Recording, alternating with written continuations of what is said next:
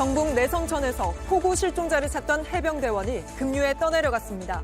비가 그치고 본격적인 복구 작업이 시작됐지만 피해가 워낙 큰 데다 찜통더위까지 찾아와 속도가 나지 않고 있습니다. 내년도 최저임금이 시간당 9,860원으로 결정됐습니다. 인상률은 역대 두 번째로 낮은 2.49%입니다. 노동자들은 물가를 생각하면 사실상 임금이 깎인 셈이라고 주장하고 있습니다. 취임한 지 1년 된 김승겸 합동참모본부 의장이 공관을 새로 손보는데 1억 원 넘는 비용을 쓴 걸로 JTBC 취재 결과 확인됐습니다. 합참은 국격을 고려할 때 필요한 수리였다고 설명했는데 화장실을 고치는 데만 7천만 원 넘게 썼습니다. 장마로 물이 불어난 서울 안양천입니다. 비는 그쳤지만 한강물이 계속 불어나서 제가 지금 서 있는 이 자전거 도로가 완전히 물에 잠겼는데요. 하지만 여기 따로 통제선이 없어서 자전거를 탄 시민들이 자유롭게 이곳까지 들어오고 있습니다. 그 현장을 잠시 뒤 밀착 카메라에서 전해드립니다. 시청자 여러분, JTBC 뉴스룸을 시작하겠습니다. 언제 비가 쏟아졌나 싶게 전국 어디서도 파란 하늘을 볼 수 있는 날이었습니다. 하지만 비가 그치자 역시나 또 혹독한 폭염이 이어졌고 주말엔 야속하게도 또 큰 비가 예보돼 있습니다. 이 틈을 놓칠 수 없는 수해 현장에선 숨쉬기조차 힘든 더위에도 복구 작업에 더욱 속도를 내고 있습니다. 사망자 46명에 실종자 4명. 특히 경북엔 아직 찾지 못한 실종자가 여럿인데 오늘 더 늘었습니다. 실종자 수색에 나선 해병대원마저 급류에 휩쓸린 겁니다. 사고가 난 곳에 저희 취재 기자가 나가 있습니다. 자, 윤도열 기자. 아직도 못 찾은 겁니까? 네, 실종 11시간이 다 돼가지만 못 찾았습니다. 오전 9시쯤에 해병대원들이 낙동강 지류인 이곳 내성천에서 실종자 수색 작업을 하고 있었습니다. 그런데 집안이 갑자기 무너졌고 3명이 물에 빠져 그중 1명이 못 나왔습니다. 실종 해병대원은 12시 10분과 12시 26분에 사고 지점에서 6.4km 떨어진 다리 근처에서 포착됐지만 유속이 워낙 빨라 구조하지 못했습니다. 동료 해병대원들이 인간띠를 만들어 수색했고 하류로 떠내려갈까 그물도 아래쪽에 쳐놨습니다. 지금도 조명을 밝히고 수색 작업을 하고 있고요. 적외선 카메라를 단 드론도 투입했습니다. 보고도 못 구할 정도면 물살이 아주 거셌다는 건데 구명조끼랄지 보호 장비는 제대로 갖추고 있었습니까? 네, 어두워서 잘 보이실지 모르겠습니다만 내성천 물 정말 빠르게 흐르고 있습니다. 어제 해병대가 투입한 수륙 양용 장갑차가 속도를 높여도 앞으로 못 나갈 정도였는데요. 그래서 5분 만에 수색을 중단했습니다. 밤사이 비가 더와 물이 더 불어나고 더 빨라졌습니다. 장갑차도 수색 포기한 그 빠른 물살에 장병들이 맨몸으로 들어갔습니다. 일렬로 서서 물속을 걸어 다니며 수색했습니다. 구명조끼 등 제대로 장비를 갖추지 않았습니다. 최초 신고자 이야기 들어보겠습니다. 군복 입은 채로 장화 신고 물속 깊이 들어가면 안 되죠. 빠지게 되면은 옷을 입게 되면 옷이 붙잖아. 수영하기 힘들거든. 예, 무리하게 수색에 나선 건 아니었는지 확인을 해봐야겠습니다. 또 오늘 발견된 실종자도 있었다고요? 네, 아내와 함께 대피하다 실종된 70대 남성이 오전에 이곳 내성천에서 숨진 채 발견됐습니다. 또 오후에도 실종자 1명이 더 발견됐는데 현재 신원을 확인 중입니다. 이로써 이번 폭우로 경북 사망자는 24명입니다. 실종자는 앞서 말씀드린 해병대원을 포함하면 4명이 됐습니다. 네, 알겠습니다. 현장에서 윤도열 기자가 전해드렸습니다. 언제나 발견될까 실종자 가족들은 애가 탑니다. 실종자를 찾으려 나섰다가 실종자가 돼버린 해병대원의 어머니도 주저앉았습니다. 어젯밤 수색 간다는 말에 조심하라고 당부했는데 어떻게 구명조끼도 안 입힐 수 있느냐고 통곡했습니다. 이혜정 기자입니다. 아들의 실종 소식을 듣고 한달음에 달려왔습니다. 어디 있어요? 우리 아들이에요. 동료들은 고개를 숙일 뿐입니다. 물살 세는데 어저께는 비도 많이 와도 왜 구명조끼를 안 입혔냐고 그래. 그 기분 구명조끼 그렇게 비싼가요? 올해 20살인 아들은 결혼 10년 만에 얻은 귀한 자식이었습니다. 수색을 나선다는 얘기에 어제 저녁 통화에서 조심하라고 당부했지만 물살에 휩쓸려 갔습니다. 경북 예천. 산사태가 난 곳마다 사람들이 사라졌습니다. 산에서 내려온 흙더미가 집을 덮치면서 집은 흔적도 없이 사라졌습니다. 마당 앞에 세워둔 차는 부서지고 찌그러졌습니다. 이 집에 살던 60대 여성 윤모 씨도 아직 못 돌아왔습니다. 비가 퍼붓던 15일 새벽, 윤 씨는 떠내려갈 뻔한 남편을 붙잡아 보살폈습니다. 내가 여기까지 떠내려왔어요. 그래서 집안에서 집사람이 다 치료해줘서 씻고 뭐하고 가로 입으라고 옷도 갖다 주고 그래. 그게 마지막이었습니다. 땅땅땅땅 거리면서 내려오는 거 돌대가 굴러. 그러니까 집사람 깔려서 그냥 떠내려갔고. 오늘 날이 개며 가족을 찾을 수 있을까 기대가 컸지만 내일도 기다려야 합니다. JTBC 이혜선입니다. 폭우가 핥히고 간 지역들, 오늘은 또 폭염과 사투를 벌이며 복구 작업에 들어갔습니다. 주말에 또 큰 비가 예보돼 있어 주어진 시간이 겨우 사흘뿐이기 때문입니다. 정진명 기자입니다. 물에 잠긴 밭, 수박 줄기와 열매가 모두 썩어 문드러졌습니다. 애호박은 모양을 알아보기 힘듭니다. 상추밭은 아예 통째 사라졌습니다. 원래 상태로 되돌리려면 얼마나 걸릴지 알 수 없습니다. 복구가 제가 봤을 때는 한 2, 3개월 안에 이게 끝나는 작업은 아닌 것 같아서. 며칠 만에 난 해는 반갑지만 더워도 너무 덥습니다. 복구 작업이 이루어지고 있는 비닐하우스 안은 사우나처럼 찜통인데요. 바닥에 고여있는 기름과 쓰레기를 걷어내는 작업이 한창입니다. 더워도 어떻게 할 수 없이 해야지, 지름제 같더니. 가게에서 팔던 물건들, 이제는 쓰레기 더미로 향합니다. 그나마 쓸만한 건 씻고 닦아봅니다. 이웃 주민까지 나서 손을 보탭니다. 또 계속 온다잖아요. 그러면 또 피해가 있을까 봐 지금 제대로 발 뻗고 잠들도 못 자요. 산사태가 휩쓸고 간 경북 예천. 토사가 덮친 집에서 흙을 걷어내고 물을 뺍니다. 중장비로 치우고 또 치워도 남은 게 더 많습니다. 쑥대밭이 된 마을에서 겨우 길만 냈습니다. 복구는 멀었는데 이번 주말 다시 비 소식이 들리면서 걱정이 커지고 있습니다. JTBC 정진명입니다. 오송 지하차도 사고 소식으로 이어갑니다. 오늘 충북도가 김영환 지사의 참사 당일 동선을 처음으로 공개했는데 참사 발생 1시간 뒤에야 보고를 받았고 또 보고를 받고서도 바로 현장으로 가지 않았습니다. 여기에 대해 충북도는 다른 데가 더 급했다, 몰랐다, 직원이 미숙했다고 했는데 모두 이해하기 어려운 해명입니다. 유가족은 인재라며 분노했습니다. 정영재 기자입니다. 오송 지하차도가 물에 잠긴 건 오전 8시 45분쯤입니다. 김영환 충북도지사가 첫 보고를 받은 건 오전 9시 44분입니다. 상황이 심각한 다른 지역부터 먼저 챙겼다는 게 이유였습니다. 모르셨다는 것이 아니고 그 상황에 대하여는 위급성이라는 것이 있습니다. 따라서 그 당시 새벽부터 그 괴산댐이 원류를 하고 오전 10시쯤 김 지사는 괴산으로 향합니다. 당시엔 지하차도 사고 심각성을 알 수 없었다고 했습니다. 오송은 그 시간에 그 사고 그 규모나 피해 정도 이런 것이 아직 정확히 파악이 안 되었기 때문에 오전 4시 10분과 오전 6시 30분 금강 홍수통제소가 경고했지만 왜 아무 조치도 하지 않았냐는 질문에는 몰랐다고 답했습니다. 부서장까지는 보고가 되었는지는 모르겠지만 저까지 그 상황 그 시기에는 저는 뭐 몰랐고요. 그 후에는 알았습니다. 재난 담당 책임자는 이런 경고를 사고 당일 저녁에야 알았다고 했습니다. 직원이 미숙해서라고 말했습니다. 무슨 교량이라고 얘기를 했는데 그 직원은 시작한 지가 한 2년 정도밖에 안 돼갖고 그 교량에 대해서 지역에 대한 걸 정확하게 인지하지 못한 상태고요. 김 지사가 사고 현장에 도착한 시간은 오후 1시 40분. 이미 지하차도 안에서 14명이 빠져나오지 못한 시점이었습니다. 유족들은 분노했습니다. 공통적인 의견들은 다 인자라고 생각을 하고 계시고요. 충분한 시간적 여유랑 워닝이 있어도 불구하고 통제를 못한 부분은 내일 경찰은 오송 지하차도 현장 감식을 진행합니다. 책임은 시스템 전반에 여기저기 흩어져 있습니다. JTBC 정영재입니다.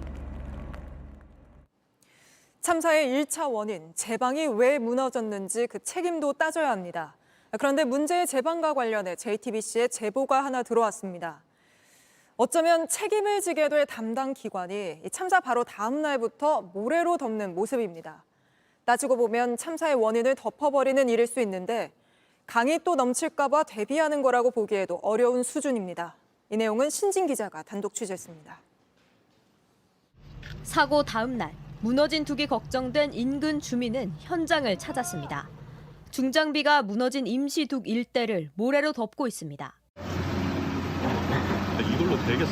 아, 진짜. 인부들은 촬영을 막았습니다.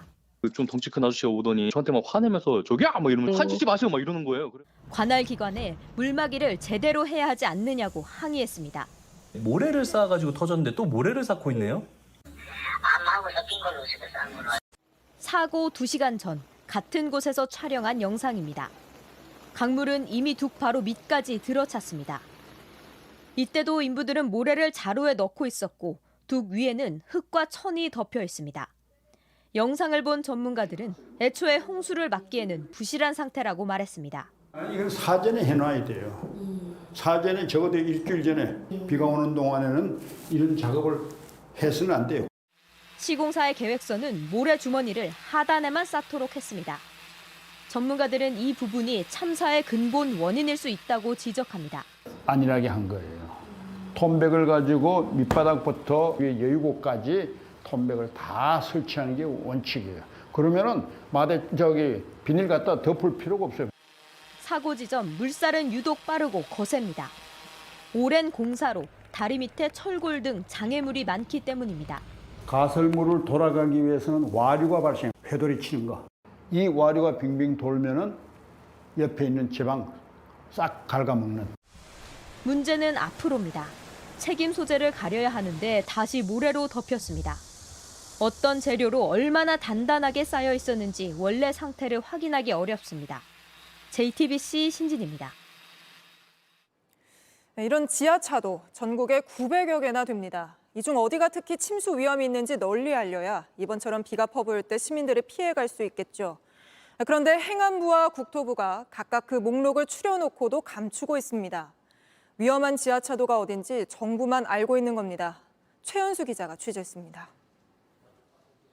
소방대원들이 보트를 타고 실종자를 찾습니다. 직접 헤엄을 치기도 합니다. 3년 전 부산에서도 지하차도가 물에 잠겨 3명이 숨졌습니다.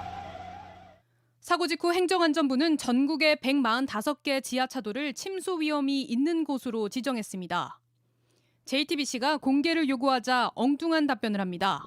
예전에 저희 행안부에서 관련 법적 규정이 없을 때 그렇게 분류를 했는데 하지만 이 목록은 3년 전부터 한 국회의원 블로그에 올라와 있습니다. 누구나 찾아볼 수 있는데도 공식적으로 공개는 못한다고 한 겁니다. 이러니 일부 지자체들은 이런 게 있는지도 모르고 있습니다. 행안부에서 기준하는 침수 위험에 대한 자료는 저희 도로과에서는 좀 공유되어지지는 않고요. 특히 행안부는 국토부에 새 목록이 있다고 떠넘겼습니다. 국토부는 전국 900여 개 지하차도 가운데 64개만 직접 관리한다고 밝혔습니다. 이 가운데 5곳이 침수 위험이 있다고도 했습니다. 역시 어딘지는 밝힐 수 없다고 했습니다. 주말부터 또다시 장마가 시작됩니다. 하지만 어느 지하차도를 조심해야 하는지는 정부만 알고 있습니다. JTBC 최연수입니다. 수해 피해가 컸던 지난 주말에 골프를 쳐 논란을 빚은 홍준표 대구시장. 뭐가 문제냐고 목소리를 높여왔지만 오늘 결국 고개를 숙였습니다. 하지만 국민의힘은 예정대로 내일 윤리위를 열고 징계에 들어갈지 결정하기로 했습니다. 당원권 정지 이상의 중징계 가능성도 거론됩니다. 강희연 기자입니다. 홍준표 대구시장이 오늘 공식 사과했습니다. 폭우 상황에서 골프를 쳐 논란이 된 지 나흘 만입니다. 부적절했다는 지적은 겸허하게 받아들입니다. 심려를 끼쳐드린 점에 대해서 다시 한번 사과 말씀드립니다. 전날만 해도 매뉴얼에 어긋난 행동은 없었다고 반박했지만 비난 여론이 커지자 결국 고개를 숙인 겁니다. 그러면서도 기존 입장을 반복했습니다. 1시간가량 운동을 하겠고 중간에 비가 와서 그만두고 돌아왔습니다. 재난 대응 매뉴얼에는 위배되는 일이 없었습니다. 하지만 국민의힘 윤리위원회는 내일 예정대로 홍 시장에 대한 징계 절차 착수 여부를 결정합니다. 당 윤리위 관계자는 JTBC에 사과했다고 해서 윤리위 개최를 안 할 수는 없다고 했습니다. 당내 비판 목소리도 커지고 있습니다. 나는 아무런 문제가 되지 않는다라는 인식은 이 고위공직자의 기본 자세와는 매우 거리가 있다고 저는 생각합니다. 당 윤리강령에 따르면 자연재해 상황에서 골프 등 국민 정서에 반하는 행위를 해선 안 된다고 나와 있습니다. 실제 지난 2006년 한나라당 시절 홍문종 전 의원이 수해 골프로 물의를 일으켜 제명된 바 있습니다. 일각에선 홍 시장도 당원권 정지나 제명 등 중징계가 내려질 거란 관측도 나오고 있습니다. JTBC 강연입니다. 윤석열 대통령이 이번 수해 원인 중 하나로 4대강 후속 사업이 중단됐기 때문이란 취지로 말한 걸로 파악됐습니다. 비공개 국무회의에서 4대강 사업 이후 지류 지천 정비가 추가로 이루어지지 않은 점을 지적한 건데 당장 여당은 이른바 포스트 4대강 사업을 추진하겠다고 밝혔습니다. 최수영 기자입니다.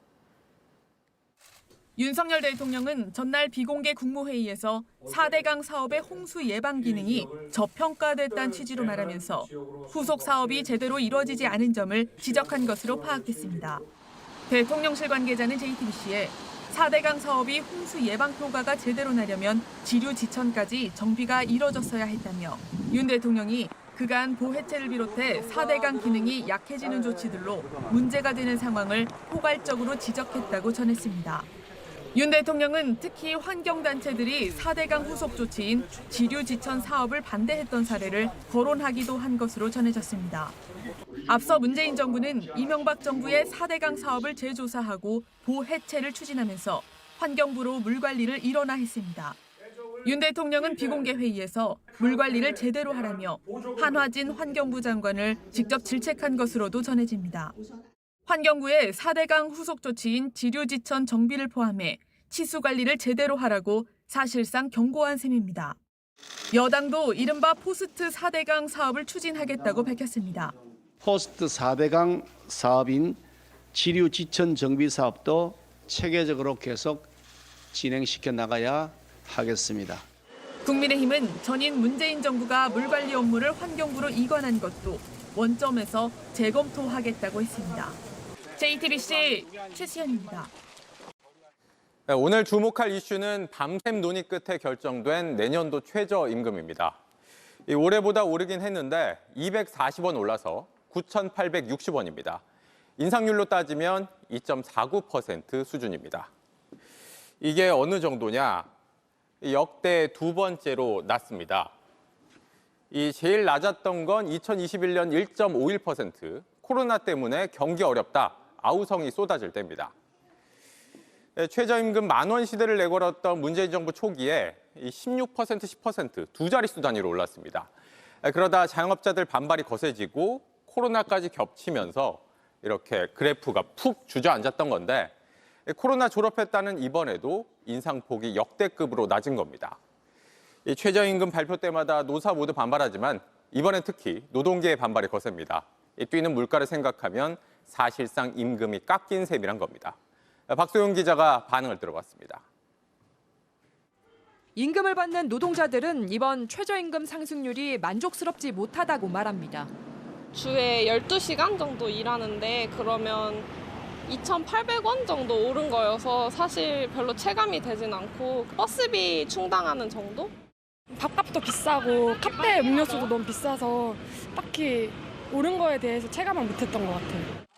노동계도 최저임금 2.49% 인상은 사실상 임금이 삭감되는 것이라고 주장했습니다.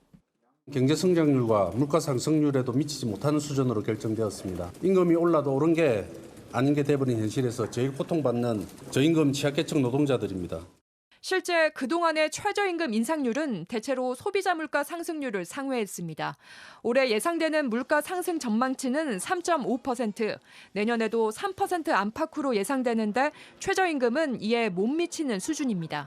여기에 전기와 수도요금, 교통비 등 공공요금은 꾸준히 오르고 있어 더 부담스럽다는 게 노동계 입장입니다.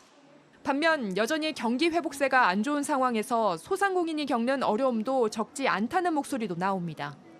손님들이 있는 것도 아닌데 임금만 계속 올라가다 보니까 말씀이니까 저희 입장에서는 부담스럽죠. 결국 경기 회복이 빨라져야 노사 모두 시름을 덜 수 있을 것으로 보입니다. JTBC 박소연입니다.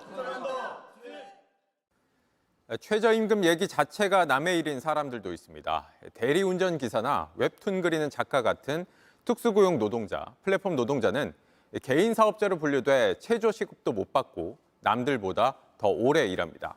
사각지대에 놓인 이들의 목소리를 조보경 기자가 들어봤습니다. 대부분의 시간을 거리에서 보내는 대리운전기사 한모 씨. 콜이 오는 즉시 바쁘게 뛰어야 합니다. 거의 다 온 거죠, 지금?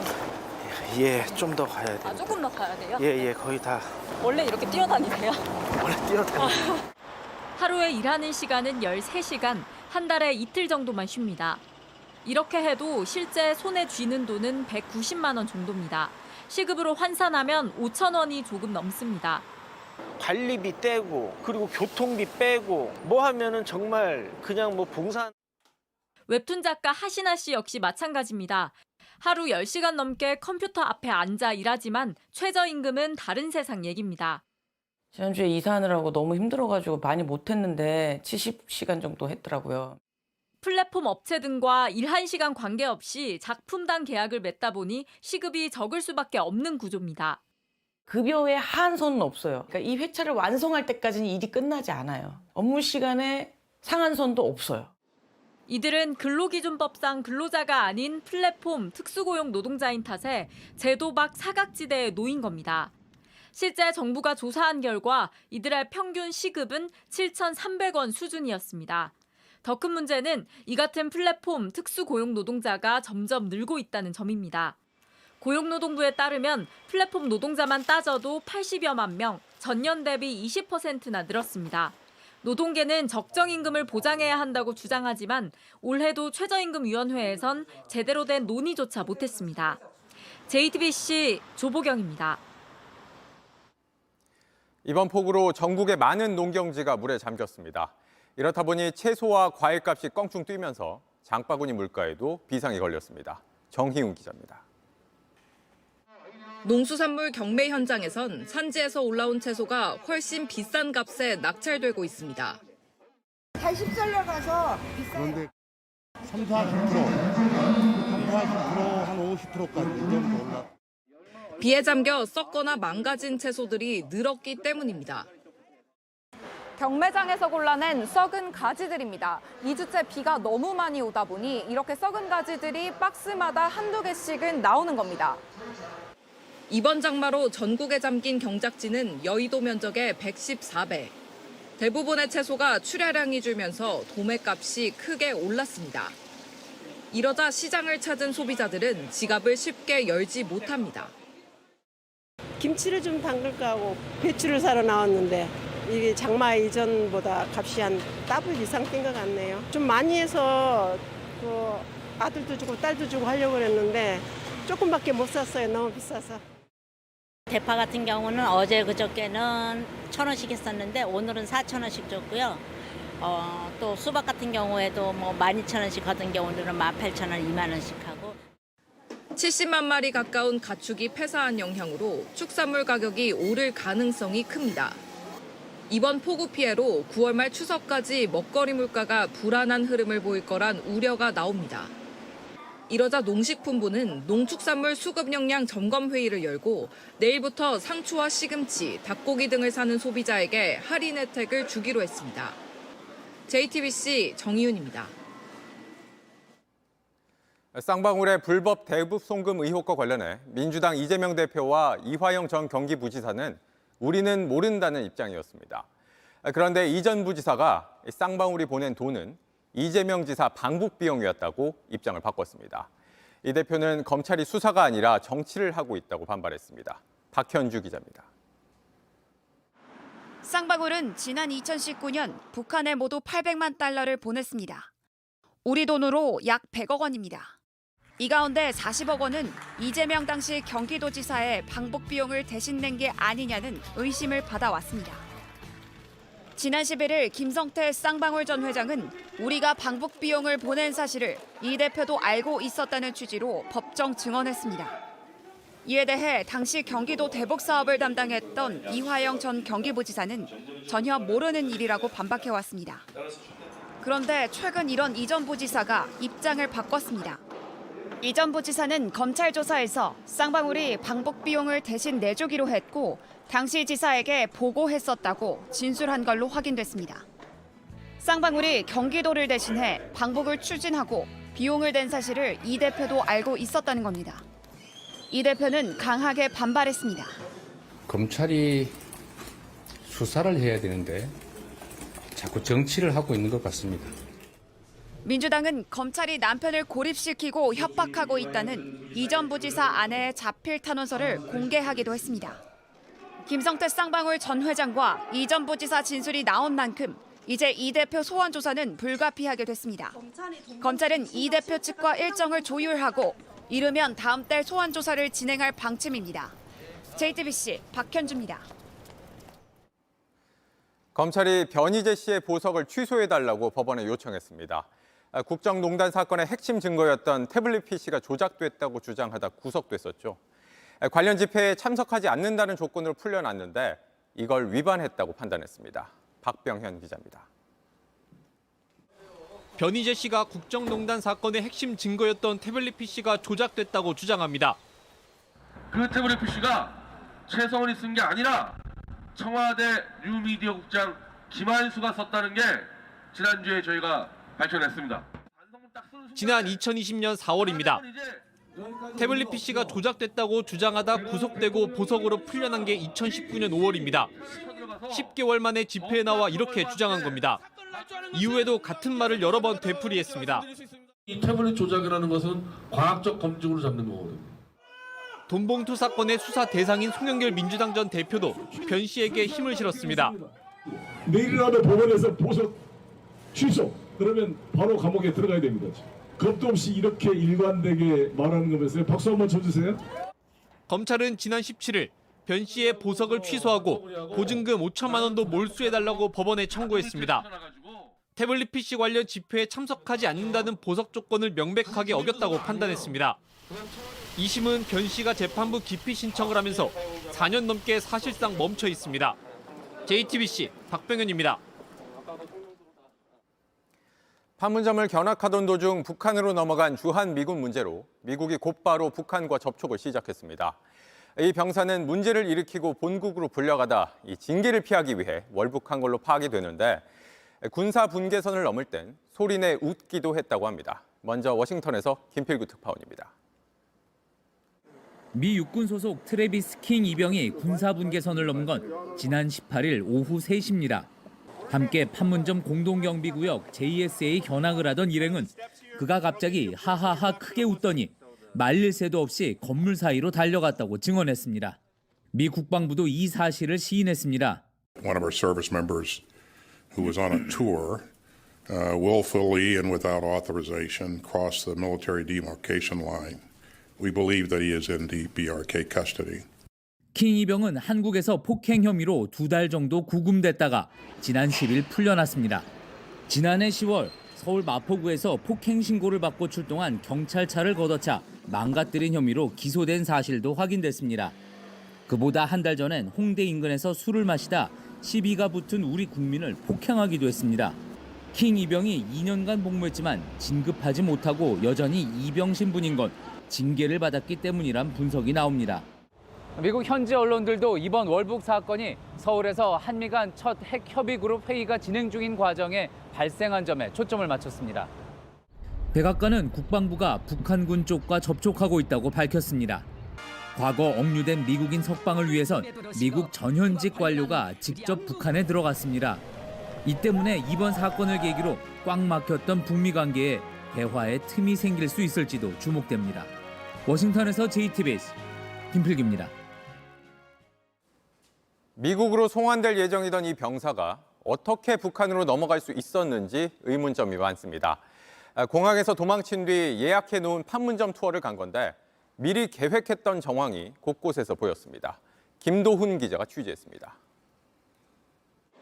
징계를 받기 위해 미국 송환을 앞둔 트래비스 킹 이병은 인천공항에서 비행기를 타기 직전 도망친 걸로 확인됐습니다. 인천공항 공사에 따르면 킹 이병은 엊그제 오후 6시 17분 미국 댈러스로 가는 아메리칸 항공 비행기를 타기로 돼 있었습니다. 미군 호송관들이 보안 검색 때까지 동행했고 이후 킹 이병은 혼자 출국 심사를 마치고 비행기 탑승 구역까지 갔습니다. 하지만 킹 이병은 탑승 전 갑자기 항공사 직원에게 돌발 상황이 생겼다고 말했습니다. 여권을 분실했다고 그랬대요. 항공이 탑승이 안 되잖아요. 그래서 이 사람을 데리고 다시 일반 구역으로 나갔다는 거예요.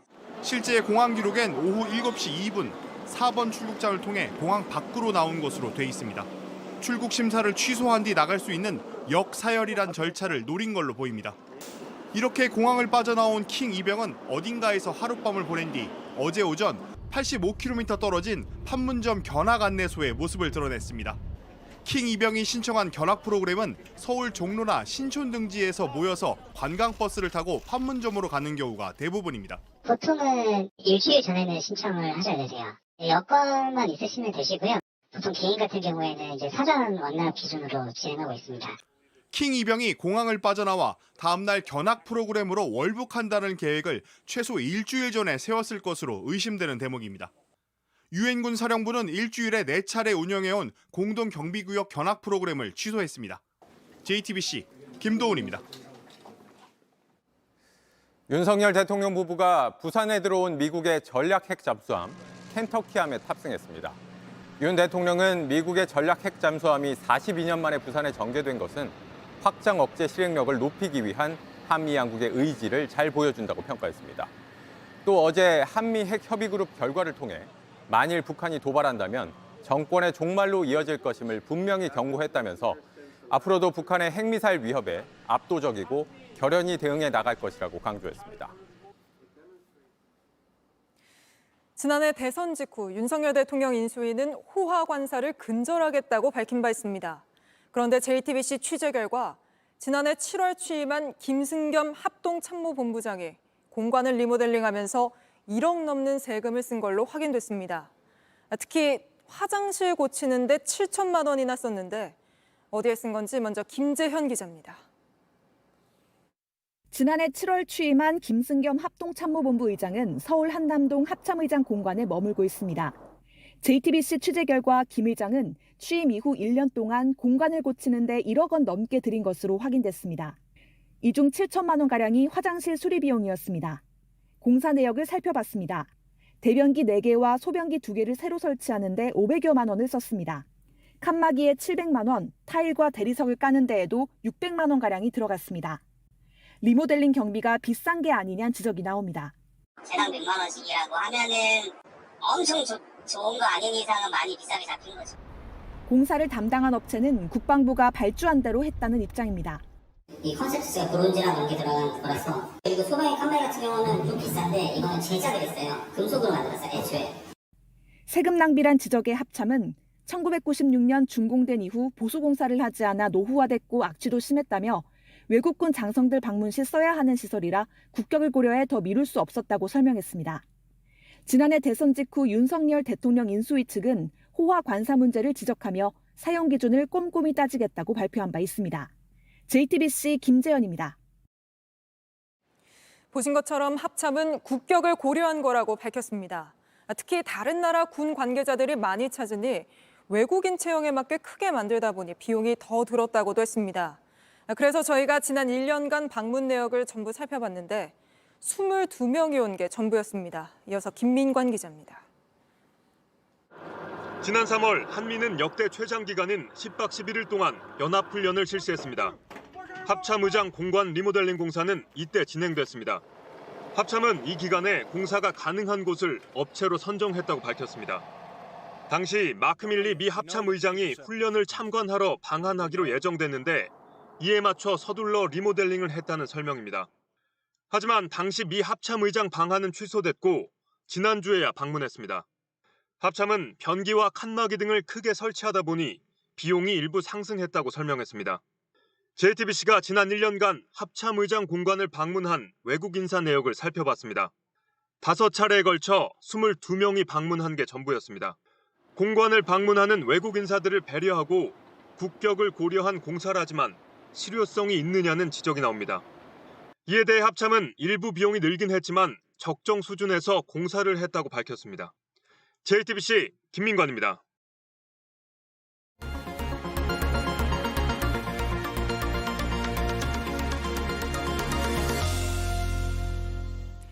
이번처럼 한꺼번에 많은 비가 내리면 도심 속 하천도 위험합니다. 그런데 저희 취재진이 돌아보니 통제가 엉망이었습니다. 물이 들어차는데도 통제선은 없었고 또 한강과의 거리에 따라 물 빠지는 속도가 다 다른데 여기에 대한 대책도 없었습니다. 이런 사이 위험천만한 질주가 이어졌는데요. 밀착 카메라 권민재 기자가 다녀왔습니다. 조금씩 빗물이 들어찹니다. 산책로가 다 잠기는데 채 5분이 걸리지 않습니다. 많은 비가 내리며 도심 속 하천도 이렇게 위험합니다. 취재진이 직접 돌아봤습니다. 이곳은 서울 홍제천입니다. 이쪽에 하천을 건너는 징검다리가 있는데요. 이틀 전에 큰 비는 그쳤지만 여전히 물이 많이 차 있고 이렇게 손을 넣으면 물살도 꽤 빠릅니다. 그런데 이 징검다리 출입 통제하는 것이 아무것도 없습니다. 언제든 건너다가 사고가 날 수 있습니다. 이렇다 보니 아찔한 순간은 계속 나옵니다. 한 남성이 자전거를 타고 갑니다. 금세 바퀴 절반이 잠깁니다. 페달을 굴리기 어렵습니다. 그제야 길을 되돌아갑니다. 아예 자전거를 들고 건너가기도 합니다. 안양천과 한강이 만나는 구역입니다. 며칠 전에 내린 비로 아직까지 물이 꽤 많이 차 있는데요. 지금 제가 서 있는 곳이 자전거 도로인데 어떤 통제선이 없어서 자전거를 탄 시민들이 자유롭게 오고 갈 수 있습니다. 못 가요? 아, 물 좀 깊어요. 예. 여기 어떻게 들어오셨어요? 여기 막 차단막 같은 거 없었어요? 없었어요. 시민의 신고로 경찰이 출동했습니다. 일부 자전거 도로 일부 침수가 되어 있는데 그 위로 지나가고 있어요. 시간 내에서 정발시켜줘야 될 것 같습니다. 119 구급대도 왔습니다. 하지만 이미 많은 시민들이 위험천만한 자전거 길을 건너간 뒤였습니다. 한강까지 가려고 그랬는데 도저히 갈 수가 없네. 자전거는 차단막은 없었어요. 경찰이 새로 통제선을 만들었습니다. 그런데도 자전거가 쉴 새 없이 들어옵니다. 그냥 막 들어오는 거예요. 돌아가세요. 자전거가 어디서 오는지 따라가 봤습니다. 도심 하천은 여러 개의 자치구를 통과합니다. 하천의 상류인지 하류인지에 따라 자치구마다 물 높이가 다릅니다. 그래서 어디는 통제되고 어디는 안 되는 겁니다. 하류표지 자치구는 먼저 해제를 하고 표지는 좀 더 이따 해제하겠다고. 같은 안양천이라도 물이 차오른 서울 영등포구 진출입로를 막아도 물이 상대적으로 빨리 빠지는 금천구에서 오는 건 막을 수 없습니다. 더위도 피하고 산책도 할 수 있는 도심 하천은 비가 많이 오면 빠르게 불어납니다. 이 정도면 괜찮겠지 하고 통제선을 넘는 순간 사고는 언제든 일어날 수 있습니다. 밀착 카메라 권민재입니다. 한 초등학교 담임교사가 6학년 학생에게 맞아 전치 3주 진단을 받았습니다. 3천여 명의 교사들은 교권이 무너졌다며 탄원서를 냈습니다. 일부에선 학교 측의 대처가 미흡했다고 지적하기도 했습니다. 어떤 일이 발생한 건지 성화선 기자가 보도합니다. 서울의 한 초등학교 교사 A씨는 지난달 학급 제자인 학생 B군에게 폭행을 당했습니다. 저보다 더 체구가 큰 학생이었어요. 눈을 맞고 얼굴을 맞고 어디를 주먹질을 쉴 새 없이 당하다가 몸이 붕 뜨는 게 느껴졌어요. 저를 들어서 바닥에 내리꽂더라고요. 특수반 수업을 듣던 B군이 상담 대신 체육 수업에 참여하고 싶다고 해 A씨가 설득하던 중이었습니다. 가위를 짚는 그 순간이 너무 무서웠어요. 탁상 거울을 또 집어들더라고요. 다른 애들한테도 튈 수 있으니까 그건 제발 하지 마 라고 했는데 또 기어이 저한테 던지더라고요. 당시 교실에 있던 학생들도 이를 목격했습니다. A씨는 혼자 병원에 갔고 전치 3주 상해와 외상 후 스트레스 장애 진단을 받았습니다. 소리를 지르는 것조차 정서적 학대다, 아동 학대다라고 해서 참고 맞기만 했다라는 말을 들었는데 너무 가슴이 아프더라고요.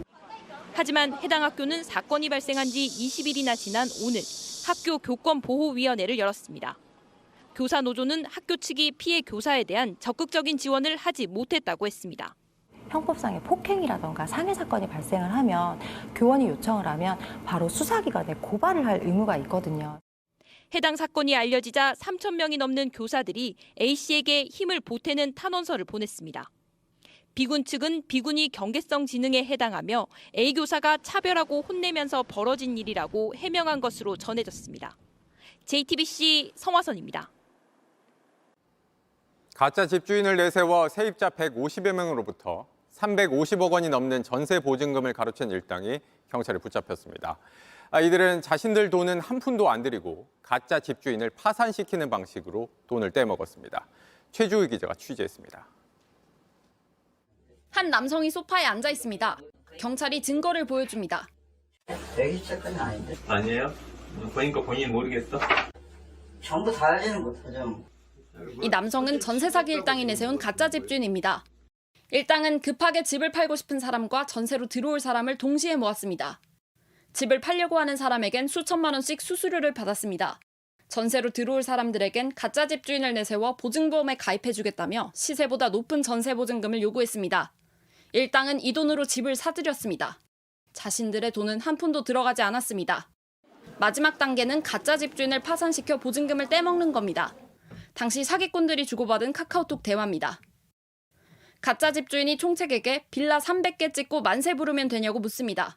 총책은 빌라왕을 시켜주겠다고 답합니다. 어차피 파산할 거라 1000개 뜨고 장렬히 전사하면 된다고도 합니다. 총책과 가짜 집주인 등 사기단 9명은 이렇게 153세대 세입자들에게 350억 원이 넘는 보증금을 받았습니다. 그리고 파산 신청을 준비하다 경찰에 붙잡혔습니다. 또 한 번 큰 전세 사기가 날 뻔한 겁니다. 경찰은 153세대에 대한 몰수보전을 신청했습니다. 두목 등 3명은 구속됐습니다. JTBC 최지우입니다. 미국 텍사스주는 멕시코에서 넘어오는 불법 이민자들을 막으려고 온갖 방법을 동원합니다. 그런데 강을 건너 밀입국하는 사람들을 다시 강물에 밀어 넣으라고까지 주 당국이 지시했다는 폭로가 나와서 논란이 일고 있습니다. 로스앤젤레스에서 홍지은 특파원입니다. 길이 3,000km로 미국과 멕시코 국경을 흐르는 리오그란데 강. 멕시코에서 미국으로 넘어가려는 불법 이민자의 주요 경로입니다. 2019년 전 세계에 알려진 이 사진 한 장 역시 이 강을 건너려다 목숨을 잃은 딸과 아버지 모습입니다. 상황은 달라지지 않았습니다. Ay, no me digas, Dios mío, que ahora me toca esto. Vivir en estas condiciones, aquí en estas carpas tan cero de seguridad, cero humanismo, cero, o sea, tener la calidad de vida que uno merece, la mínima aquí no existe, no existe. 그런데 텍사스 주정부가 강을 건너려는 사람들을 물속으로 밀어넣고 폭염에도 마실 물도 주지 말라고 명령했다는 폭로가 나왔습니다. CNN에 따르면 국경 경비대 소속 군의관이 최근 이런 명령이 우려된다는 내용의 이메일을 주정부에 보고했습니다. 방위대가 무더위에 방치된 4세 여자아이를 밀어내 기절하거나 철책에 걸린 19세 여성이 유산하는 등 알려지지 않은 사건 사고도 담겼습니다. 논란이 커지자 백악관도 입장을 냈습니다. If this is true, it is just wrong. It is just completely wrong. 그레게보 텍사스 주지사 등 고위 당국자들은 불법 이민자들의 생명을 위협하는 지시를 내린 적 없다고 해명하고 경위를 조사하기로 했습니다. 로스앤젤레스에서 JTBC 홍지은입니다. 오늘 모바일 디이슈는 인도로 가보겠습니다. 기록적인 폭우가 쏟아진 인도에선 세계문화유산 타지마할까지 물에 잠길 처지가 됐습니다. 인근의 다른 유적지까지 이미 큰 피해를 입었습니다. 영상으로 보시죠.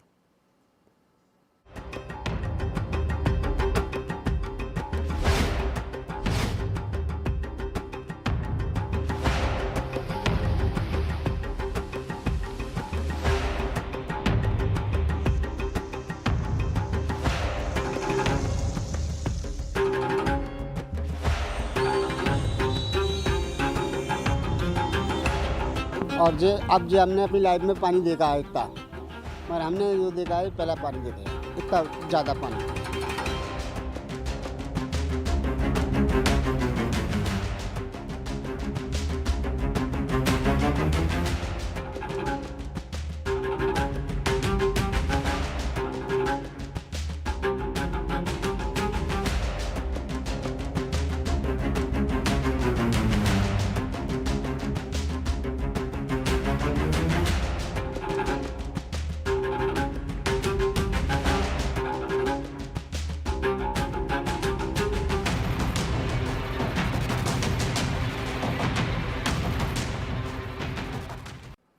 며칠 전 4년 만에 금메달을 딴 김자인 선수.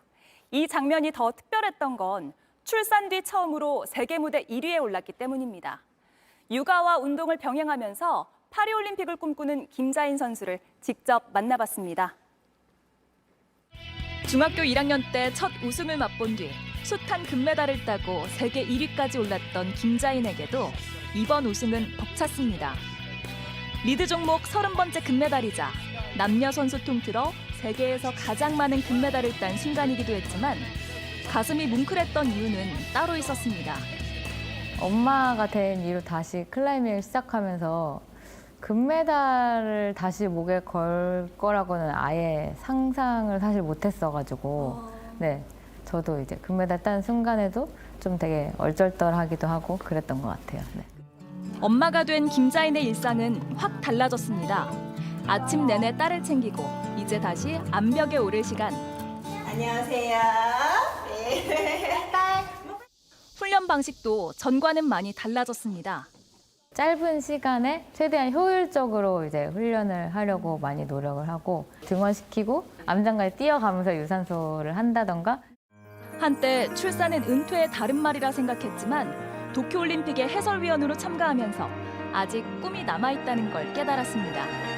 출산 무렵 정식 종목으로 채택됐기에 한 번도 못 올라봤던 올림픽 무대에 가슴이 뛰었습니다. 굉장히 와닿더라고요. 올림픽 선수로 제가 뛸 수 없다는 게 나도 선수로 진짜 올림픽 무대에 한 번 더 도전해볼 수 있었으면 좋겠다. 출산 후 한 달 반 만에 운동을 시작했고 올해는 다시 태극마크도 달았습니다. 올해 세계선수권에서 좋은 성적을 내면 24년 클라이밍 인생 처음으로 꿈의 무대에도 설 수 있습니다. 뷰아 너를 출산하면서 뭐 자연스럽게 은퇴하게 됐어. 그렇게 얘기하고 싶지가 않더라고요. 출산 때문에 은퇴를 한 게 아니라 끝까지 가고 나서 은퇴를 하는 거를 뷰아한테도 보여주고 싶어서.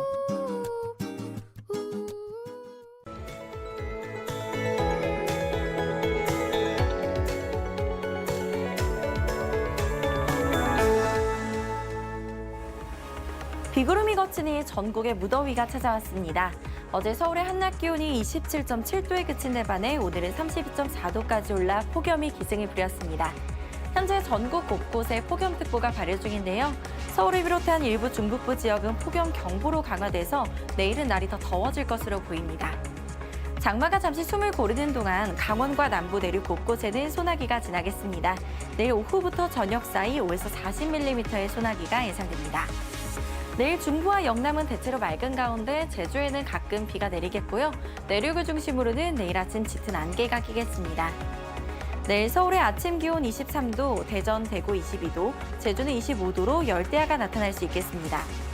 낮 기온은 서울, 청주 33도, 창원 31도로 대부분 지역이 30도를 넘어서겠습니다. 모레까지 잦은 소나기 속에 무더위는 계속되겠고요. 주말에는 정체전선이 북상하면서 다시 전국에 세찬 비가 쏟아질 전망입니다. 날씨였습니다. 뉴스룸 저희가 준비한 소식은 여기까지입니다. 네, 시청해주신 여러분 고맙습니다.